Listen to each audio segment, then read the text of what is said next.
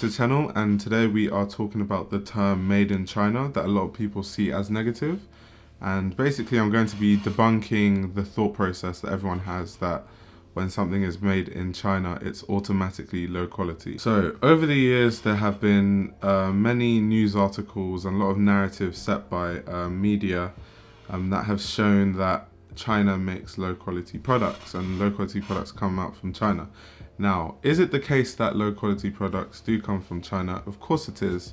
However, what people need to realize is that there are low quality products worldwide. The only difference between, let's say, America and China is that a lot of people started moving their production to China initially because of the low labor costs.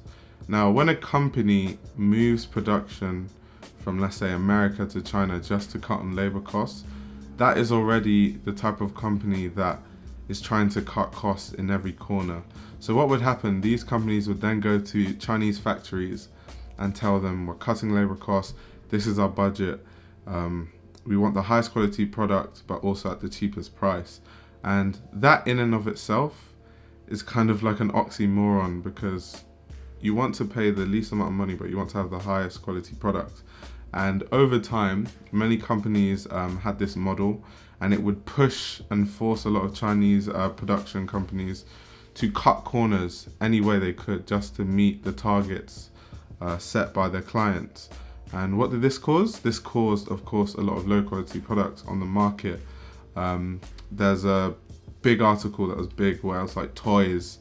A lot of toys that came from China had lead, and it was really dangerous for children. And it's articles like that and companies like this that have gave China a bad rap.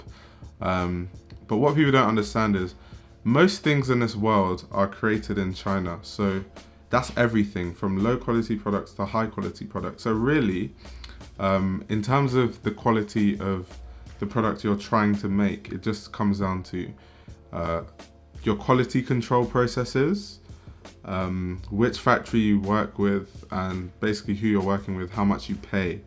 And this is the type of industry where you get what you pay for. So a good example of products at the top end that are produced in China.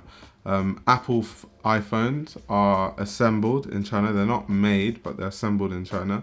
You have phone companies like Huawei, who produce everything in China from beginning to end. And Huawei, to me, they're better than iPhones. It's just that iPhone monopoly, it's just what people use, so more people are going to buy iPhones. But in terms of functionality, features, Huawei is a lot better than an iPhone. Then there are companies like DJI. And DJI, if guys don't know, is the company that makes gimbals, like those stabilizers that people use, like videographers. DJI also make drones. That's a completely Chinese company. Everything is produced in China. Then you have other luxury brands like Coach and Armani, who have moved a lot of their production to China, and the quality still remains. So going back to quality control. Now I read this article on quality control. I'll see if I can link it below in the comment section or in the description below.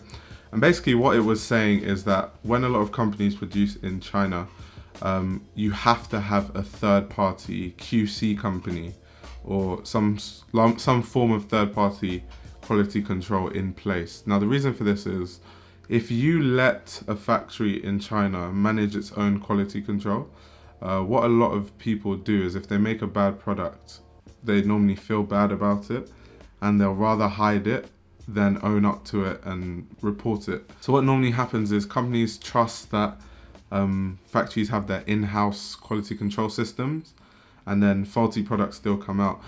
In another article I read also in just production in general, and this is like common sense as well, it's inevitable that at least in your first or second samples you're going to have faulty products. It just comes down to how much you have, and that comes down to your quality control measures, because if you control the quality from every single process from the beginning, you're less likely to have any faulty products, and you're more likely to have a high quality product by the end. So essentially, the whole misconception of low quality products being made in China is because the demand for products from China is normally low quality.